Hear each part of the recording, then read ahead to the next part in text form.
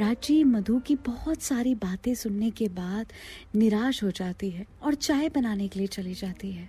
ये बोलकर प्राची जब किचन में चली गई और चाय के पतीले में पानी डालकर गैस पर पानी के उबलने का इंतजार करने लगी, सच कहे तो चाय तो एक बहाना था। असल में तो प्राची अकेले में रोना चाहती थी। प्राची इतनी असहाय हो गई थी कि अब उसके पास कोई कंधा भी नहीं था जिस पर सिर रखकर वो जी भरकर रो सके। उसकी आंखों से आंसू बहते जा रहे थे। प्राची क्या कोई भी होता तो उसका हाल यही होता। जिसे हम अपना सब कुछ मान लेते हैं और वो हमें धोखा देता है ना, तो दर्द आंसू बनकर निकलता है। पानी की उफान ने उसका ध्यान हटाया तो वो पानी में चीनी, चाय पत्ती और दूध डालकर दोबारा से उसे खौलाने लगी। प्राची को समझ नहीं आ रहा था कि वो मधु से बदला ले या उसे समझाए। मधु उसके साथ कुछ भी करे, लेकिन प्राची भूल कर भी कभी मधु का दिल नहीं दुखा सकती थी।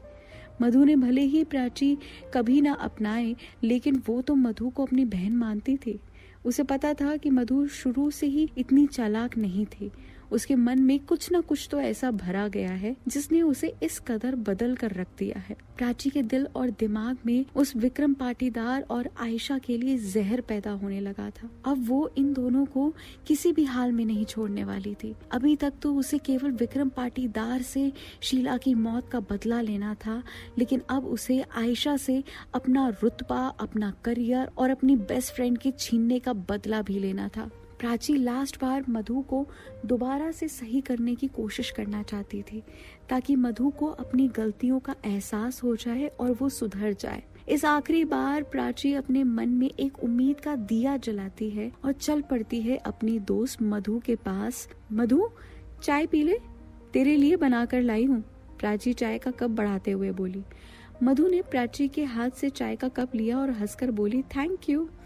प्राची ने इतना सुनकर निखिल की ओर एक नजर देखा और फिर चाय पीने लगी। बेहोशी की हालत में निखिल बेसुध पड़ा था। चाय पीते पीते मधु के हाथ से कब फिसल गया उसे पता ही नहीं चला।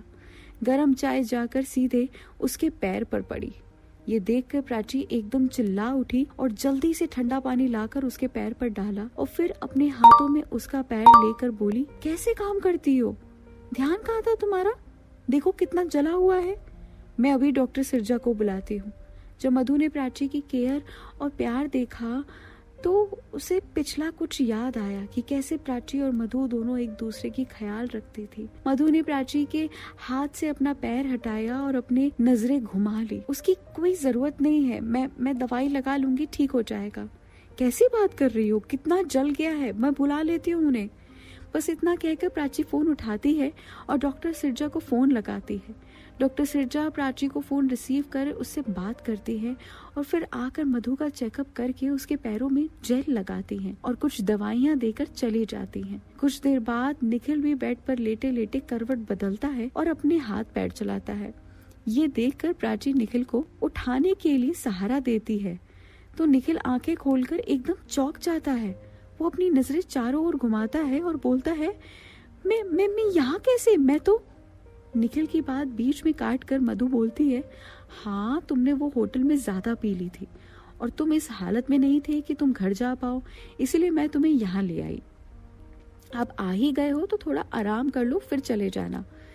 निखिल मधु की बात को अनसुना कर उठकर बोलता है, नहीं, मुझे अभी जाना है। ये सुनकर मधु और प्राची को थोड़ा असहज महसूस होता है, पर उनके लाख रोकने के बाद भी जब निखिल नहीं रुकता तो वो उसे जाने देती है। निखिल वहां से चुपचाप चला जाता है। रात के 2 बज रहे थे, पर प्राची की आंखों से आज नींद कोसों दूर थी। लाख कोशिश करने के बाद भी नींद उसकी आंखों में नहीं बस रही थी। कई बार करवट बदलने के बाद भी उसे नींद नहीं आ रही थी। आखिर चिंता जो इतनी सता रही थी, वो बार बार वही पिछली बातों को याद कर लेती थी कि एमडी ने उसे क्या कहा है, मधु ने उसके साथ क्या किया है, आयशा ने शीला के साथ क्या किया है। उसके दिमाग में ये बातें चारों ओर घूमती जा रही थी। इन सारे सवालों के हल वो खुद भी नहीं ढूंढ पा रही थी कि काफी करवट बदलने के बाद उसे नींद नहीं आई तो वो जाकर विंडो के पास खड़ी हो गई और चुपचाप बाहर देखने लगी। ऐसा पहली बार नहीं हुआ था।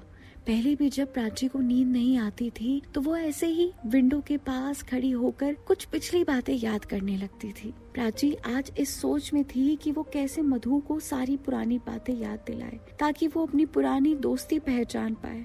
थोड़ी देर बाद कुछ सोचने के बाद वो अपने बेड पर लेटकर आंखें बंद करके सो गई।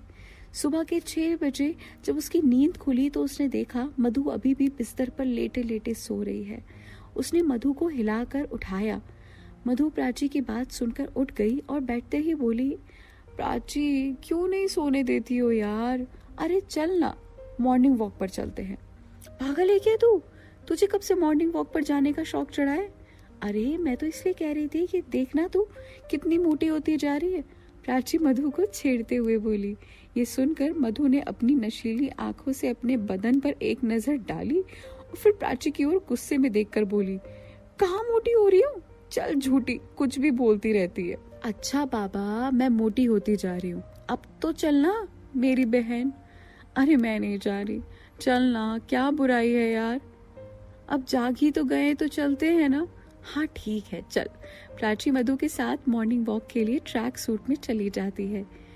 वो जाने उस पार्क में जाकर जॉगिंग करते हैं जहाँ ये पहले जाया करते थे।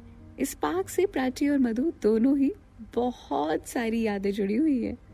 दोनों की ही बहुत यादें जुड़ी हुई हैं। प्राची मधु को जानबूझ के इस पार्क में लाई थी ताकि वो मधु को कुछ पुराना याद दिला सके, जिससे वो फिर से होश में आ जाए और सुधर जाए। जॉगिंग करने के बाद वो दोनों आकर एक पत्थर में बनी बेंच पर बैठ गए। प्राची हाफते हाफते बोली, यार बहुत थक गए आज तो। मधु अपने हाथ में लिए पानी की बोतल मुंह में पानी पीते हुए बोली, तेरा ही तो आइडिया था जॉगिंग पर आने का, अब भुगत। ये सुनकर प्राची मुस्कुराई और चुपचाप बैठ के थोड़ी देर बाद प्राची मधु के सामने उंगली दिखाकर एक झूला दिखाने लगी और बोली, मधु तुम्हें याद है ये झूला? पहले हम जब पार्क में आया करते थे और तुम पहले झूले पर बैठने की जिद करती थी तो तुम झूले पर बैठती थी और मैं तुम्हें झूला झुलाती थी, पर जब मेरी बारी आती थी तो तुम भाग जाया करती थी। मधु उस झूले को बड़े ध्यान से देखने लगी। उसके दिमाग में वो पुरानी स्मृतियां तूफान की तरह शोर मचा रही थी। मधु जब लगातार उस झूले को देखती रही तो प्राची ने उसके कंधे पर हाथ रखा और बोली, कहाँ खो गई? मधु अपनी जुल्फ सही करते हुए बोली, कुछ नहीं, बस ऐसे ही। फिलहाल आगे क्या होता है, इन यादों में खोकर क्या मधु की अकल ठिकाने आएगी या क्या होगा,